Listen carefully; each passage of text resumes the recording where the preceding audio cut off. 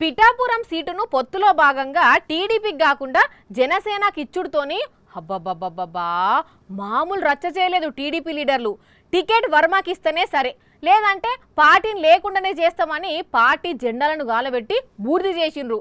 ఆ తర్వాత పవన్ వర్మ ఇంటికి పోయి బతిమలాడుతోని ఇద్దరు ఒక్కటైనట్టుగా అనిపించిర్రు. అయితే ఇది కాస్త తెలుగు తమ్ముళ్లకు ఇంకింత కోపం తెప్పించింది. ఇక దాని ప్రభావం ఎట్లుందో చూడాలే. నా గెలుపు మీ చేతుల్లో పెట్టాం.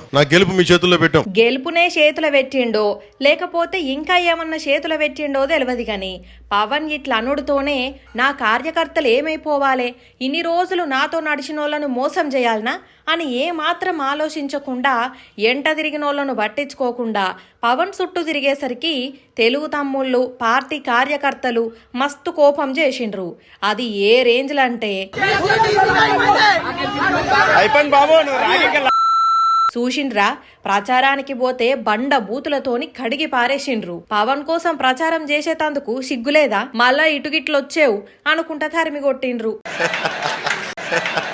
ఇక ఆ ఇజ్జత్ను తట్టుకోలేక ఆడ తలెత్తి నిలుసోని జవాబియ్యలేక కారెక్కి బుర్రుమని కదిలి తుర్రుమని పోయిండు.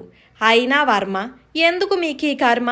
ఇన్ని రోజులు తిరిగిండ్రు, పోటీ చేస్తానని ఆశపడ్డరు, మిమ్మల్ని నమ్ముకొని మీ చుట్టూ 10 మంది తిరిగిండ్రు.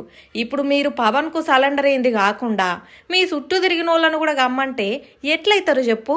ఇప్పుడు మంచిగున్నది, రేపట్ల అన్ని జాగల్లో ఇట్లనే తరిమి కొట్టేటట్టు ఉన్నారు, జర చూసుకోండ్రి. అయినా వీళ్ళ కోపానికి కూడా అర్థం ఉన్నది. వర్మకు టికెట్ రాకపోయేసరికి వీళ్ళు మంటలు రేపి నిరసన తెలిపిండ్రు. అస్వంటోళ్ళను కాదని ఇట్లా వర్మ ఆయన దారి ఆయన చూసుకుంటే వీళ్ళెందుకు ఊకుంటారు?